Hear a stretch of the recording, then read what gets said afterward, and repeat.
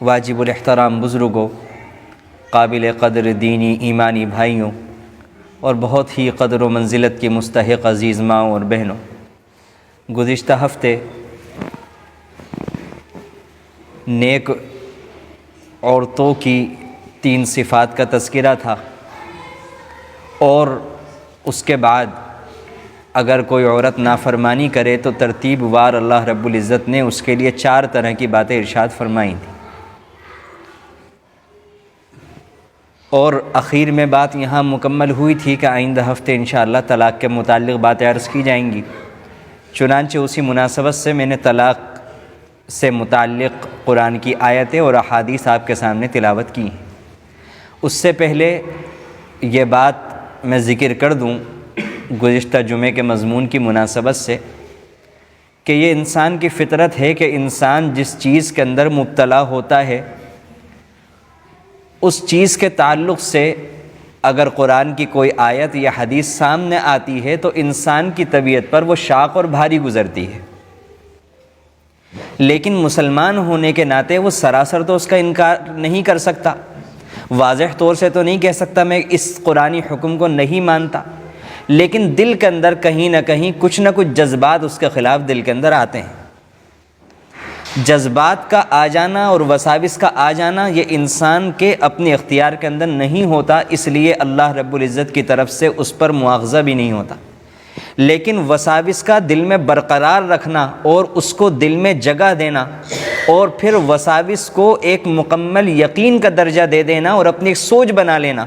جہاں سے انسان کا دخل شروع ہو جاتا ہے وہاں سے انسان کی پکڑ کا معاملہ بھی شروع ہو جاتا ہے، وہاں سے اس کی تکلیف کا یعنی مکلف بننے کا معاملہ بھی شروع ہو جاتا ہے۔ اس لیے میں نے ضروری سمجھا کہ 1-2 باتیں اس تعلق سے آپ حضرات کی خدمت میں ضرور عرض کر دی جائیں۔ تو ہمیں ذہن میں رکھنا چاہیے کہ ہم دنیاوی زندگی میں بھی دیکھتے ہیں کہ اگر کوئی انسان بیمار ہو جاتا ہے، اگر کسی انسان کے جسم کے کسی حصے پر کوئی پھوڑا یا پھنسی ہو جاتی ہے اور وہ بڑھتے بڑھتے بہت زیادہ بڑا بن جاتا ہے تو پھر ایک وقت ایسا آتا ہے کہ ڈاکٹر کو اس کے اندر نشتر لگانا پڑتا ہے، چیرا لگانا پڑتا ہے، آپریشن کرنا پڑتا ہے، اور دنیا کا کوئی بھی انسان اس کو ظلم اور ناانصافی سے تعبیر نہیں کرتا، حتیٰ کہ خود مریض جس کے ساتھ یہ کاٹ چھاٹ کی جاتی ہے، چیر پھاڑ کی جاتی ہے، وہ خود ڈاکٹر کا شکر گزار ہوتا ہے اور وہ مانتا ہے کہ اس وقت میرے حق میں یہی مناسب تھا، میرے ساتھ ہمدردی یہی تھی کہ میرا آپریشن کر دیا جائے، یہ میرے ساتھ ہمدردی نہ ہوتی کہ اگر مجھے اسی حال میں چھوڑ دیا جائے گا تو یہ میرے باقی جسم کو بھی گلا دے گا۔ بالکل اسی طرح قرآن کریم کی بہت سی آیتیں اور بہت سی احادیث جو ہماری طبیعتوں پر شاق گزرتی ہیں وہ اس وجہ سے گزرتی ہیں کہ ہم اس کے اندر مبتلا ہوتے ہیں، لیکن قرآن کریم کے وہ آیات یا وہ احادیث وہ ہمارے حق میں اللہ رب العزت کی رحمت ہی ہے۔ جس طرح ڈاکٹر کا سختی سے علاج کرنا، آپریشن کرنا، نشتر لگانا یہ ڈاکٹر کی شفقت اور محبت ہوتی ہے، ہمدردی ہوتی ہے، بالکل اسی طرح وہ قرآنی آیتیں، وہ احادیث وہ ہر مسلمان بندے یا بندی کے ساتھ اللہ رب العزت کی رحمت اور محبت کا ہی مظہر ہے۔ یہ بات ہمیں اچھی طرح ذہن کے اندر رکھنی چاہیے، اور یہ بھی بات ہمارے ذہن کے اندر رہے کہ اللہ رب العزت نے جو عورتوں کے بارے میں بیان فرمایا یہ ہر عورت کے بارے میں نہیں ہے، بلکہ یہ تو وہ عورت ہے کہ جو ناشکیزہ ہو یعنی نافرمانی کر رہی ہو، یعنی یہ تو مجرم کی سزا ہے۔ یہ ایسا ہی ہے جیسا کہ چور کی سزا قرآن کریم میں جو بیان ہوئی ہے، اگر کوئی چور اس پر اعتراض کرے کہ یہ کیا بات ہوئی، چوری کی یہ سزا ہے، تو قرآن نے ایسا تو نہیں کہا کہ کوئی بھی انسان چوری کرے نہ کرے اس کے ساتھ پکڑ کے یہ والا معاملہ کر دیا جائے، بلکہ قرآن نے تو یہ کہا کہ اگر کوئی انسان چوری کرے گا اور اس کی چوری ثابت ہو جائے گی تب اس کے بعد اس کے اوپر یہ حد جاری ہوگی۔ اس کا مقصود یہ ہے کہ کوئی انسان اس سزا کو دیکھنے کے بعد چوری ہی نہ کرے۔ اللہ تعالیٰ نے زنا کی سزا بیان فرمائی، اس کا مطلب یہ نہیں ہے کہ کسی بھی پاک دامن انسان کو پکڑ کر اس پر زنا کی حد لگا دی جائے، بلکہ یہ تو اسی انسان کے لیے وعید ہے، اسی انسان کے لیے سزا ہے کہ جو انسان زنا کا مرتکب ہو۔ اس کا مقصود یہ ہے کہ اس سزا کو جاننے کے بعد، پہچاننے کے بعد کوئی انسان زنا کے قریب بھی نہ آئے۔ بالکل اسی طرح یہ جو اللہ رب العزت نے عورتوں کے تعلق سے 4 باتیں بیان فرمائی تھی جو گزشتہ ہفتے میں نے آپ حضرات کی خدمت میں عرض کی تھی، اس کا مطلب یہ نہیں ہے کہ مردوں کی طرف سے ان کو ظلم و تشدد کا نشانہ بنایا جائے، بلکہ یہ تو اس وقت کی بات ہے کہ اگر کوئی عورت اس حالت کے اندر شامل ہوگی اور وہ ان کاموں کے اندر مبتلا ہو جائے گی، تب عورت کو ترتیب وار، جب مرد کو اللہ رب العزت نے ترتیب وار 4 اختیارات دی ہیں، اور اس میں مقصود یہی ہے تاکہ عورت کی زندگی آگے جا کر خراب نہ ہو، دنیا میں بھی وہ ایک خوشحال زندگی گزار سکے اور اپنے احوال کو دنیا میں ہی ٹھیک کر لے، اور آخرت میں بھی اللہ رب العزت کی طرف سے پکڑ کی وہ مستحق نہ بن سکے۔ یہ 1-2 باتیں میں نے عرض کی، اس کے بعد مجھے اپنے مضمون کو آگے بڑھانا ہے کہ طلاق کے بارے میں جو میں نے حدیث پڑھی اس میں اللہ کے نبی صلی اللہ علیہ وسلم نے ارشاد فرمایا کہ تمام حلال چیزوں میں اللہ تعالیٰ کو سب سے زیادہ جو ناپسندیدہ چیز ہے، ابغض الحلال الی اللہ، یہ بڑی مختصر سی حدیث ہے لیکن ہمارے ذہنوں میں یہ رہنی چاہیے کہ تمام حلال چیزوں میں اللہ کو سب سے زیادہ ناپسندیدہ چیز، بڑی عجیب سی بات ہے کہ جو چیز اللہ نے حلال کی وہ اللہ کو کیوں ناپسند ہوگی۔ یہیں سے اگر اس حدیث کو ہم سمجھ لیں، تقریباً اکثر ہمارے سوالات کے جوابات حل ہو جاتے ہیں اور ہمارے بہت سے اشکالات حل ہو جاتے ہیں کہ اللہ نے حلال کیا، ضرورت کے تحت حلال کیا، لیکن اسی کے ساتھ ساتھ اللہ کا انداز دیکھیں، اللہ کے نبی نے کس طرح سے بندوں کو سمجھایا اور ان کے دل میں اتارنے کی کوشش کی ہے کہ یہ چیز حلال تو ہے طلاق، لیکن حلال چیزوں میں سب سے زیادہ اگر کوئی چیز اللہ کو ناپسند ہے تو وہ طلاق، ابغض الحلال الی اللہ الطلاق۔ اور ایک موقع پر اللہ کے نبی صلی اللہ علیہ وسلم نے فرمایا کہ اللہ تعالیٰ نے جتنی بھی چیزیں پیدا کی ہیں ان پیدا کردہ چیزوں میں اللہ تعالیٰ کو سب سے زیادہ ناپسندیدہ چیز جو ہے وہ طلاق۔ اور اللہ کے نبی صلی اللہ علیہ وسلم نے اس سلسلے کی میں نے جو دوسری حدیث آپ کے سامنے پڑھی، اس کی اہمیت کو بتانے کے لیے ایک موقع پر اللہ کے نبی صلی اللہ علیہ وسلم نے یہ بھی فرمایا، ثلاث جدہن جد وہزلہن جد النکاح والطلاق والرجعہ، کہ 3 چیزیں ایسی ہیں کہ اگر انسان اس کو سیریس حالت کے اندر کرے گا تب بھی وہ نافذ ہوگی، اور اگر ہنسی مذاق کے اندر دل لگی کے طور پر کرے گا تب بھی وہ نافذ ہو جائے گی۔ عام طور سے دنیا کے اندر ایسا ہوتا ہے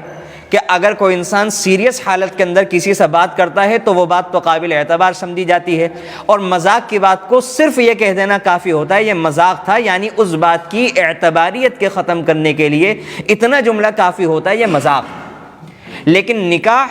طلاق اور رجعت یہ ایسی حساس چیزیں ہیں کہ اللہ کے نبی صلی اللہ علیہ وسلم نے فرمایا کہ کوئی انسان مذاق میں بھی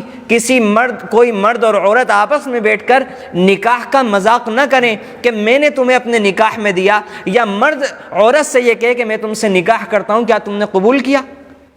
اگر مرد اور عورت نے آپس میں بیٹھ کر مذاق کیا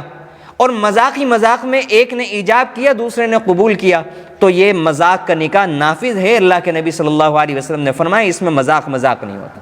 اس کا مذاق بھی سیریس ہے، اس کا مذاق بھی حقیقت۔ اسی طرح طلاق کا مسئلہ ہے کہ طلاق انسان ہنسی میں دے، چاہے رو کر دے چاہے غصے میں دے، کسی بھی حالت کے اندر طلاق دے، اللہ کے نبی صلی اللہ علیہ وسلم نے فرمایا کہ طلاق بھی ایسی چیز ہے کہ انسان کسی بھی حالت میں طلاق دے، چاہے مذاق میں طلاق کا مذاق کرے اس وقت بھی طلاق نافذ ہو جائے گی، اور اگر طلاق کا ارادہ کرے تب تو کوئی اشکال ہی نہیں ہوتا۔ اسی طرح سے یہ بھی عوام کے اندر غلط مشہور ہے کہ اگر عورت امید سے ہو تو اس وقت، یعنی اگر وہ ولادت کے مراحل میں ہو، اس کے ہاں ولادت ہونے والی ہو، تو عوام میں یہ بات مشہور ہے کہ اس وقت اگر اس کا شوہر اس کو طلاق دے دے تو طلاق واقع نہیں ہوتی، یہ بھی بالکل غلط بات۔ اسی طرح یہ بھی مشہور ہے کہ اگر عورت ناپاکی کی حالت میں ہو اس وقت بھی طلاق نافذ نہیں ہوتی، اس وقت بھی طلاق ہو جاتی ہے۔ اسی طرح یہ بھی مشہور ہے کہ اگر کوئی مرد نشے کی حالت میں ہو، شراب پی کر آئے، اس وقت اگر اپنی بیوی کو طلاق دے دے تو یہ مشہور ہے کہ اس وقت طلاق نہیں ہوتی، اس وقت بھی طلاق واقع ہو جاتی ہے۔ علماء نے طلاق کی مثال اس طرح بیان فرمائی ہے کہ جیسا کہ چھری چلانا۔ اگر کوئی انسان، آپ مجھے بتائیں کہ اگر کوئی انسان شراب پی کر سامنے والے انسان پر چاقو کے ذریعے، چھری کے ذریعے حملہ کرے تو کیا شراب کے نشے کی حالت میں سامنے والے کو زخم نہیں لگے گا؟ علماء نے طلاق کی مثال چھری کے ذریعے سے دی ہے، تلوار کے ذریعے سے دی ہے، کہ جس طرح انسان شراب کی حالت میں ہو، شراب کے نشے میں چور ہو، اس وقت بھی اگر کسی انسان پر چھری کے ذریعے حملہ کرے گا تب بھی اس کے وار لگ جائے گا، اثر انداز ہو جائے گا، زخمی کر دے گا۔ بالکل اسی طرح شراب کے نشے میں بھی طلاق واقع ہو جائے گی، ناپاکی کی حالت میں بھی چھری اپنا کام دکھائے گی، حمل کے حالت میں بھی چھری اپنا کام دکھائے گی۔ بالکل اسی طرح طلاق حمل کی حالت میں بھی واقع ہوتی ہے، ناپاکی کی حالت میں بھی واقع ہوتی ہے، نشے کی حالت میں بھی واقع ہو جاتی ہے۔ البتہ اگر کوئی انسان مجنون یا دیوانہ ہو جائے، بالکل پاگل ہو جائے، اس کا دماغ اپنی حالت میں نہ رہے، قابو میں نہ رہے، اور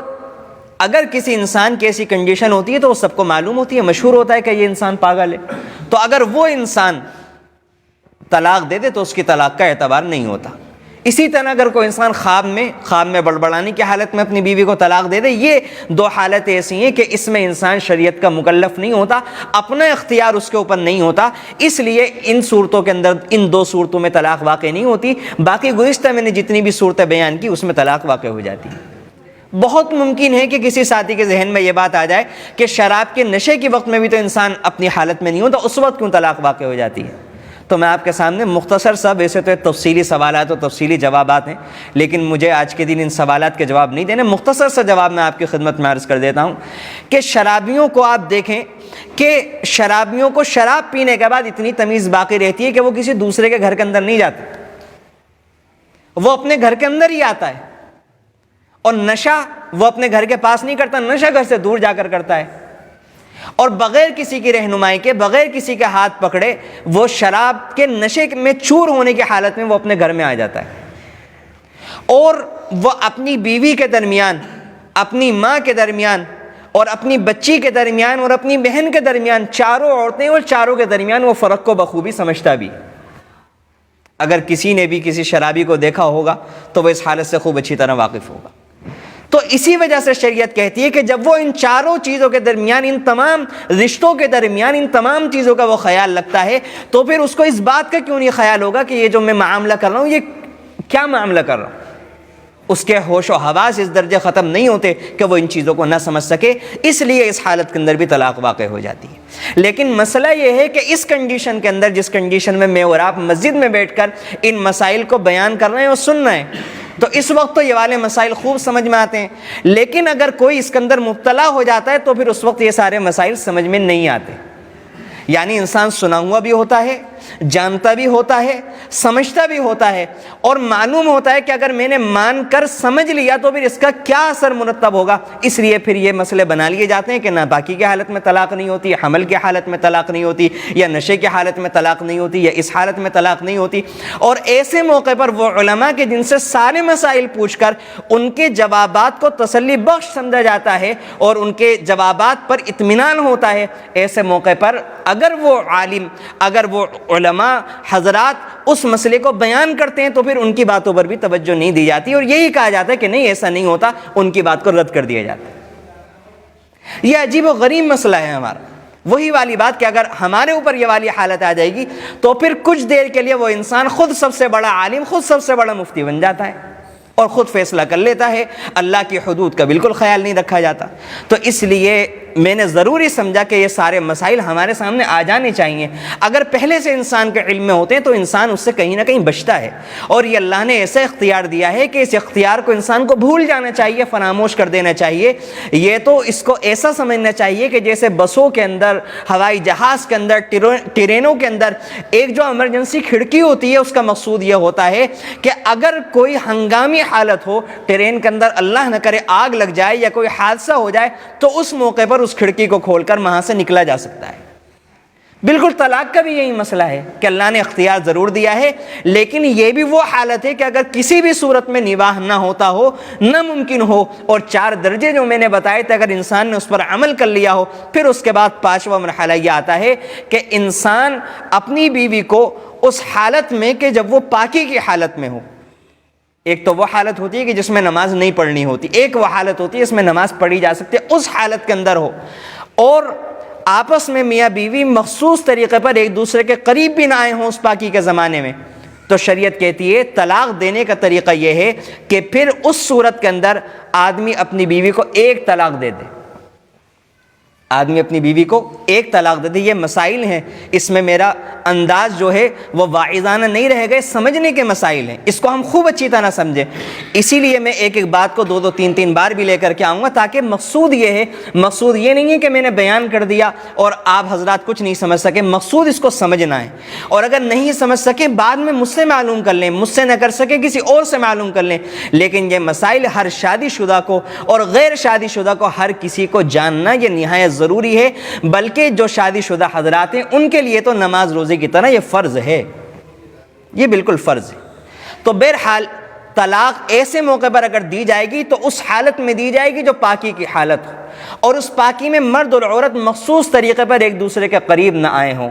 یہ دونوں چیزیں, ان دونوں چیزوں کا خیال رکھتے ہوئے پھر مرد اپنی بیوی سے کہے گا کہ میں نے تمہیں ایک طلاق دے دی.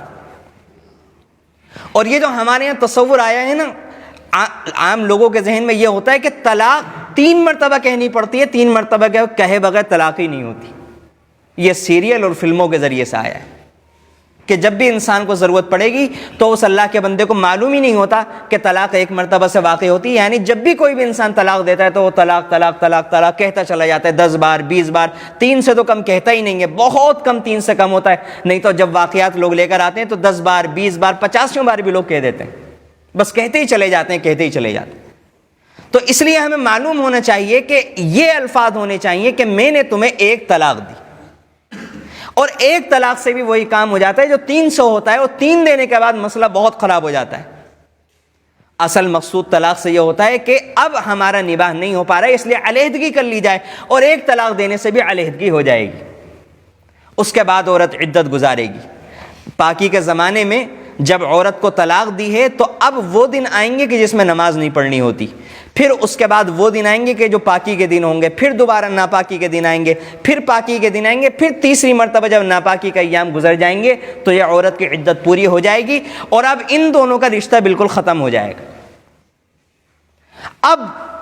اگر آئندہ کہیں جا کر 2 مہینے بعد, 3 مہینے بعد, 1 سال کے بعد, 2 سال کے بعد, 5 سال کے بعد ان دونوں کو خیال ہوتا ہے اور ان دونوں کے بڑے یا خود آپس میں فیصلہ کرتے ہیں کہ اب ہم دونوں ایک ساتھ رہ سکتے ہیں اور دونوں کی مرضی ہوتی ہے, تو اگر یہ دونوں واپس لوٹنا چاہیں تو ان کے لیے دروازہ کھلا ہوا ہے. یہ دونوں آپس میں نکاح کر کے پھر دونوں میاں بیوی کی طرح رہ سکتے ہیں, اور اگر نہ رہنا چاہیں تو ان کا کوئی تعلق نہیں رہا, عدت کے بعد ان کا تعلق بالکل ختم ہو گیا. یہ ایک طلاق ہے, اس کو طلاق رجعی کہا جاتا ہے. اور اس کے اندر یہ بھی مسئلہ ہے کہ اگر انسان نے, اگر شوہر نے اپنی بیوی کو ایک طلاق رجعی دی ہے اور عدت کا زمانہ چل رہا ہے, اس عدت کے زمانے کے اندر اگر مرد چاہے تو وہ اپنی بیوی سے اتنا کہہ دے کہ میں نے تم سے رجوع کر لیا, نہ نکاح کی ضرورت ہے نہ کسی چیز کی ضرورت ہے, وہ وہیں کا وہیں مسئلہ ختم ہو جاتا ہے. یہ شریعت کے مسائل ہیں, ہم لوگ اس سے واقف ہی نہیں ہوتے, اور بعض دفعہ انہی جہالتوں کی بنا پر مسئلہ بہت بڑا, بہت لمبا ہو جاتا ہے. کبھی انسان سے غصے میں ایسا مسئلہ ہو گیا, گھر سے باہر پہنچے گی بھی نہیں بات, اور شریعت نے یہ مسئلہ رکھا ہے کہ اگر انسان نے ایک طلاق دی, اس نے اپنی بیوی سے کہا کہ میں نے تم سے رجوع کر لیا, قصہ ختم. ہاں لیکن یہ بات یاد رہے کہ اللہ نے مرد کو 3 طلاقوں کا اختیار دیا, 1 ختم ہو چکی ہے, اب آئندہ دو طلاقیں باقی ہیں. اب آئندہ اگر 2 دے دیں تو یہ 3 ہو جائیں گی. 1 طلاق کا حق 1 مرتبہ استعمال کرنے کے بعد یہ ختم ہو گیا. اور ایک مسئلہ میرے ذہن میں آ رہا ہے, وہ بھی میں یہیں کہیں حل کر دوں کہ لوگوں کے ذہن میں یہ بھی غلط تصور آ گیا ہے کہ طلاق کے لیے گواہوں کا ہونا ضروری ہے. طلاق کے لیے گواہوں کا ہونا کوئی ضروری نہیں ہوتا, بس طلاق کے لیے مرد کا اقرار کرنا کہ ہاں میں نے طلاق دی ہے وہ کافی ہے. اس کا زبان سے نکال دینا یا لکھ کر کے دے دینا یہ کافی ہے, اس کے لیے گواہوں کی ضرورت نہیں ہوتی. البتہ نکاح کے لیے گواہوں کا ہونا شرط اور ضروری ہے, اس کے بغیر نکاح نہیں ہوتا, لیکن طلاق کے لیے گواہوں کا ہونا ضروری نہیں ہوتا. یہ ایک طلاق کا طریقہ ہے. اس کے بعد اگر کوئی انسان 2 طلاق دے, ایک کے بعد دوسری طلاق دینا چاہے, تو اس کا صحیح طریقہ یہ ہے, اصل طریقہ تو یہی ہے کہ انسان 1 طلاق دینے کے بعد مسئلہ ختم کر دے, دوسری تیسری طلاق دینے کی ضرورت ہی نہیں ہے, کیونکہ 1 طلاق کے ذریعے سے بھی وہ مقصود حاصل ہو جاتا ہے جو دوسری اور تیسری طلاق کے ذریعے سے مقصود حاصل ہوتا ہے, ضرورت ہی نہیں ہے. لیکن اگر کوئی انسان دینا چاہے تو اس صورت میں طریقہ یہ ہے کہ ایک پاکی کے زمانے میں 1 طلاق دی تھی, اب جب ناپاکی کا زمانہ آئے گا اس کے گزر جانے کے بعد جب جو دوسری پاکی ہوگی اس پاکی کے اندر وہ انسان اپنی بیوی کو دوسری طلاق دے دے، اور اگر تیسری دینا چاہے، جیسا کہ میں نے عرض کیا کہ دینے کی کوئی ضرورت نہیں ہے، نہیں دینی چاہیے۔ اور 3 طلاقیں دینا یہ اللہ کے نبی صلی اللہ علیہ وسلم نے، میں نے تو شروع میں حدیث پڑھی کہ طلاق دینا سرے سے ہی اللہ کو سخت ناپسندیدہ ہے، 1-2 کی بات نہیں، 1 بھی دینا اللہ کو ناپسندیدہ ہے، اور اللہ کا منشا نہ نبی علیہ الصلوۃ والسلام کے منشا ہے ہی نہیں۔ لیکن اگر کوئی انسان دے رہا ہے تو اس کا طریقہ کہ پاکی کے زمانے میں ایک پاکی جب گزرتی جائے تو اگلی میں دوسری اور پھر اس سے اگلی میں تیسری، یہ انسان اس طریقے پر دے تو یہ طلاق دینے کا طریقہ ہے۔ اور اگر انسان نے دوسری طلاق بھی رجعی دی ہے، یعنی ایک پاکی میں 1 طلاق دی کہ میں نے تمہیں 1 طلاق دی، اور دوسری میں کہا کہ میں نے تمہیں 1 طلاق دی، تو پھر اس کے اندر بھی 2 طلاق دی ہے، اگر رجعی طلاق دی ہے تو اس صورت میں بھی مرد کو رجعت کرنے کا اختیار ہے۔ وہ اگر بیوی سے کہہ دے کہ میں نے تم سے رجوع کر لیا تو نکاح کرنے کی ضرورت نہیں رہتی، رجوع ہو جاتا ہے۔ مسئلہ جو خراب ہوتا ہے وہ 3 طلاق کے اوپر جا کر کے خراب ہوتا ہے کہ اگر انسان 3 طلاق دے دے تو پھر 3 طلاق کے بعد اب رجوع کی گنجائش ختم ہو جاتی ہے۔ ایک بات میں یہاں پر اور بھی بیان کر دوں کہ طلاق رجعی کا جو لفظ میں نے بولا تو رجعی کیا ہوتی ہے یہ بھی میں آپ کو بتا دوں۔ طلاق رجعی وہ طلاق ہے کہ آپ کو سمجھانے کے لیے میں یہ الفاظ بول رہا ہوں کہ طلاق رجعی ایسی طلاق کو کہتے ہیں کہ جس میں شوہر اپنی بیوی کو ایسے الفاظ کے ذریعے سے طلاق دے کہ جس کو عرف عام میں طلاق کے لیے مخصوص قرار دے دیا گیا ہو۔ مثال کے طور پر طلاق کا لفظ ہے، چھوڑنے کا لفظ ہے، یہ دونوں لفظ ایسے ہیں کہ ہر انسان کو معلوم ہے کہ اگر کوئی انسان اپنی بیوی سے یہ کہے کہ میں تمہیں چھوڑ رہا ہوں اور پھر اس کے بعد کہے کہ میرا مقصود اس سے طلاق دینا نہیں تھا، تو ہر انسان کو معلوم ہے یہ والا لفظ ہمارے معاشرے میں عرف عام میں چھوڑنے کے لیے خاص ہو چکا ہے، طلاق کے لیے خاص ہو چکا ہے، لہذا اس سے طلاق رجعی پڑ جائے گی۔ اور بعض الفاظ ایسے ہوتے ہیں کہ جو طلاق کے لیے نہیں ہوتے، لیکن کسی بھی لفظ کے ذریعے سے اگر انسان طلاق کی نیت کرے گا،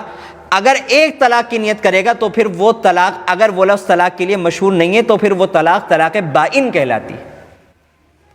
اگر مشہور لفظ کے ذریعے سے طلاق دے گا جو عرف عام میں طلاق کے لیے استعمال ہوتا ہے رجعی، یعنی اس میں انسان بغیر نکاح کے رجوع کر سکتا ہے، نکاح باقی رہتا ہے۔ اور اگر ایسے لفظ کے ذریعے سے طلاق دے گا جو طلاق کے لیے استعمال نہیں ہوتا تو پھر وہ طلاق طلاق بائن کہلاتی ہے۔ دونوں میں فرق کیا پڑتا ہے؟ فرق یہ پڑتا ہے کہ بائن اگر ایک بائن طلاق دے گا تب بھی نکاح ختم ہو جائے گا، اب اگر نکاح کرنا ہے تو پھر دوبارہ نکاح کرنا پڑے گا۔ اور رجعی الفاظ کے ذریعے سے اگر انسان طلاق دیتا ہے تو پھر نکاح کی ضرورت نہیں پڑتی عدت کے اندر، اور اگر عدت پوری ہو چکی ہوگی تو رجعی طلاق کے اندر بھی نکاح دوبارہ کرنا پڑے گا۔ اور مغلظہ ایک ہوتی ہے طلاق مغلظہ، تو یہ وہ طلاق ہوتی ہے کہ جب انسان اپنی بیوی کو 3 طلاقیں دے دے تو یہ طلاق مغلظہ کہلاتی ہے۔ اب ہم یہ جو تیسری طلاق کا مسئلہ ہے، اب اس کو ہم یہاں سے 1 طلاق کا میں نے حکم بیان کیا، 2 طلاق کا حکم بیان کیا، اور پھر اس سے مقصود ہمارے ذہنوں کے اندر یہ رہے کہ اللہ تعالیٰ یہ چاہتے ہیں کہ اس کے ذریعے سے کسی نہ کسی ذریعے سے یہ اصلاح ہوتی رہے، کہ انسان کو معلوم ہو کہ اگر میں نے اس طرف قدم بڑھایا تو آنے والے حالات ایسے ہوں گے اور مجھے ان دشوار ترین حالات سے گزرنا پڑے گا۔ اس لیے مرد اور عورت دونوں جھگڑوں سے اپنے آپ کو بچائیں گے اور دونوں محبت کے ساتھ، میل کے ساتھ رہنے کی کوشش کریں گے تاکہ معاشرے میں بگاڑ نہ ہو، بدنامی نہ ہو اور ہمیں پریشانیوں کا سامنا نہ کرنا پڑے۔ اس کے بعد اللہ تعالیٰ قرآن شریف میں فرماتے ہیں کہ اگر کسی نے 2 کے بجائے 3 طلاقیں دے دی، اس مسئلے کو ہم خاص طور سے اچھی طریقے سے ذہن نشی کر لیں، پورا تو مسئلہ نہیں ہو پائے گا انشاءاللہ، اگلے ہفتے مکمل ہوگا، لیکن تھوڑا سا جتنا ہو سکے گا میں عرض کر دوں کہ اگر کسی انسان نے 3 طلاقیں دے دی، چاہے ایک مجلس کے اندر دی ہوں، اکٹھی دی ہوں، چاہے الگ الگ، جیسا کہ میں نے طریقہ بتایا، ایک پاکی کے اندر، ایک دوسری پاکی کے اندر، ایک تیسری پاکی کے اندر، کسی بھی طرح سے دی ہوں، ناپاکی کی حالت میں دی ہوں، پریگننسی کی حالت کے اندر دی ہوں، نشے کی حالت کے اندر دی ہوں، کسی بھی حالت میں دی ہو، الگ مجلسوں میں دی ہوں، ایک مجلس میں دی ہو، کسی بھی طرح سے اگر کسی انسان نے 3 طلاقیں دے دیں تو پھر اس کے بعد مسئلہ ختم ہو جاتا ہے، اور پھر اب ان دونوں کے درمیان رجوع کی اور ان دونوں کے ایک نکاح میں رہنے کی کوئی گنجائش باقی نہیں رہتی۔ پھر اس کے بعد اللہ تعالیٰ نے قرآن شریف میں فرمایا کہ اگر اب اس کے بعد یہ دونوں آپس میں ایک ساتھ رہنا چاہتے ہیں تو پھر کیا کرنا پڑے گا۔ اس سے پہلے میں آپ کو ایک مسئلہ بتا دوں کہ ہمارے یہاں ایک مسئلہ یہ ہے کہ اگر کوئی انسان نکاح کے وقت یہ قید لگائے کہ میں نکاح کر رہا ہوں 1000 سال کے لیے، اگر کوئی انسان نکاح کے وقت یہ قید لگائے کہ میں اس عورت سے فلاں عورت سے نکاح کر رہا ہوں 1000 سال کے لیے، آپ مجھے بتائیں کیا کوئی انسان 1000 سال تک جیتا ہے؟ نہیں جیے گا نا، اس کی زندگی پوری ہو جائے گی، یعنی 1000 سال کی جو اس نے لمٹ لگائی ہے، حد بندی کی ہے، اس کے پورا ہونے سے پہلے یہ انسان اللہ کے پاس پہنچ جائے گا اور اس کی زندگی پوری ہو جائے گی۔ لیکن اس کے باوجود شریعت یہ کہتی ہے، مسئلہ یہ ہے کہ ایسی صورت میں اس کا نکاح منعقد نہیں ہوگا۔ کیوں نہیں ہوگا؟ 1000 سال تو اس کی عمر نہیں ہوگی، اس کی عمر تو 80 سال 100 سال 125 سال تک اس کی عمر ہو سکتی ہے، اس سے زیادہ اس کی کیا عمر ہوگی؟ شریعت امام ابو حنیفہ رحمۃ اللہ علیہ نے اس کی یہ دلیل دی ہے کہ اللہ تعالیٰ نے نکاح کو جو مشروع رکھا ہے وہ ہمیشہ کے لیے رکھا ہے، اس میں کسی قسم کی کوئی بھی قید نہیں ہوتی، چاہے 1000 سال کی کیوں نہ ہو، یہ 1000 سال تک نہیں جیے گا، لیکن اللہ نے جس چیز کی قید نہیں لگائی ہے اس چیز کی قید کیوں لگا رہا ہے، چاہے 1000 سال کی کیوں لگا رہا ہے؟ یعنی اس سے ہمیں یہ پتہ لگا کہ نکاح میں کسی بھی قسم کی کوئی قید نہیں ہوتی کہ اس کو 1000 سال کے لیے بھی اگر مقید کیا جائے گا تو ہمارے ہاں مسئلہ یہ ہے کہ نکاح نہیں ہوگا۔ اس کی روشنی میں اب آگے ہم سمجھیں کہ اگر کسی انسان نے اپنی بیوی کو 3 طلاقیں دے دی، اور وہی ساری تفصیل ہم اپنے سامنے رکھیں کہ کتنے سارے مراحل اللہ تعالیٰ نے قرآن شریف میں کہے کہ پہلے انہیں سمجھاؤ، بستر الگ کر دو، بے تکلفانہ تعلقات ختم کر دو، ہلکی پھلکی مار کی ضرورت پڑے تو اس کا استعمال کیا جائے، کسی حکم کو ایک بڑا ادھر کا لڑکی کی طرف کا ایک بڑا لڑکے کی طرف کا بیٹھ کر مسئلہ حل کروائیں، پھر بھی نہ ہو تو ایک طلاق دی جائے، ایک سے کام نہ چلے تو دوسری طلاق دی جائے۔ اتنی ساری بندشوں کے بعد بھی اگر کوئی انسان 3 طلاق دیتا ہے تو پھر اس سے یہی محسوس کرتی ہے شریعت کہ یہ انسان کسی بھی صورت میں اس عورت کے ساتھ رہنا چاہتا ہی نہیں ہے، اس لیے اس نے اس عورت کو 3 طلاق دی ہے، تو پھر شریعت اس کے اوپر تمام دروازے بند کر دیتی ہے۔ اب واپس آنے کا راستہ یہ ہوتا ہے کہ اللہ تعالیٰ نے قرآن میں فرمایا فَإِن طَلَّقَا فَلَا تَحِلُّ لَهُ مِن بَعْدُ حَتَّى تَنكِحَ زَوْجًا غَيْرَهُ۔ یہ تفصیل تو میں اس کے آئندہ ہفتے بیان کروں گا، اور اس سلسلے میں ہمارے مردوں کے ذہنوں میں بھی اور عورتوں کے ذہنوں میں بھی بہت گندی باتیں بھری ہوئی ہیں، اور معاذ اللہ قرآن کے اور ایک حدیث کے حکم کے تعلق سے ایک عجیب و غریب تاثر ہمارے ذہنوں کے اندر ہے، اور بہت ساری غلط فہمیاں وہ کچھ لوگوں کے بدعملی کے نتیجے میں ہمارے ذہنوں کے اندر آ گئی ہیں۔ ہمیں اگلے ہفتے جاننے کو ملے گا کہ انشاءاللہ اس تعلق سے قرآن کیا کہتا ہے۔ اب میں اتنی بات ذکر کر دوں کہ قرآن کہتا ہے کہ اگر 3 طلاق کے بعد وہ عورت واپس اس مرد کے نکاح میں آنا چاہتی ہے تو یہ طریقہ ہوگا۔ اب میں نے آپ کے سامنے یہ بات بیان کر دوں کہ جب اس مرد کا اس عورت کے ساتھ 3 طلاق کے بعد کوئی تعلق نہیں رہا تو پھر اس مرد کو شریعت کہتی ہے کہ اب اگر تمہیں نکاح کرنا ہے تم کسی اور عورت سے نکاح کرو، اور اس عورت سے شریعت کہتی ہے کہ اگر تمہیں اب نکاح کرنا ہے تم کسی اور آدمی سے نکاح کرو۔ اور شریعت اس وجہ سے کہتی ہے کہ جس کے ساتھ تمہارا نباہ ہو ہی نہیں رہا تھا، اتنے ساری حد بندیاں توڑ کر تم دونوں یہاں تک پہنچے ہو، تو اب وہ ایک ساتھ اکٹھے رہنے کا کیا جواز بنتا ہے؟ اگر کوئی انسان قرآن کی گائیڈ لائن کے مطابق زندگی گزارے، سچی بات یہ کہ نوبت یہاں تک پہنچنی نہیں ہے، اور جب یہاں تک پہنچائے گی تو پھر اب اللہ تعالیٰ کی سزا کے مرد اور عورت دونوں مستحق بن جاتے ہیں۔ اب قرآن کہتا ہے کہ اب عورت کو چاہیے کہ اب وہ دوسری جگہ نکاح کرے۔ فرق سمجھ لیں، اتنا سا فرق میں آج کے دن بھی ذکر کر دوں کہ قرآن یہ نہیں کہہ رہا ہے کہ اس کو اس مرد کے پاس لوٹانا ہے، نہیں، قرآن کہہ رہا ہے کہ مستقل عورت شادی کرے گی، اور شادی ہونے کے بعد اگر وہاں پر وہ مرد اپنی مرضی سے 5 سال میں 10 سال میں کبھی اگر اللہ نہ کرے اس کی بنی نہیں اور اس نے طلاق دے دی، یا وہ مرد مر گیا، تو اس صورت میں بائی چانس اگر یہ کنڈیشن پیش آ گئی اور اب یہ دونوں پہلے والے مرد اور عورت آپس میں ساتھ ہونا چاہتے ہیں تو ایسی صورت میں ان دونوں کا ساتھ رہنا جائز ہوگا۔ اور اسی کو قرآن کریم میں جو حلال حلال کہا ہے یہی ہے کہ جس کو غلط طریقے سے بیان کیا جاتا ہے صرف اتنا ہے کہ بائی چانس اگر ایسی کنڈیشن پیش آ گئی کہ وہاں بھی اس عورت کا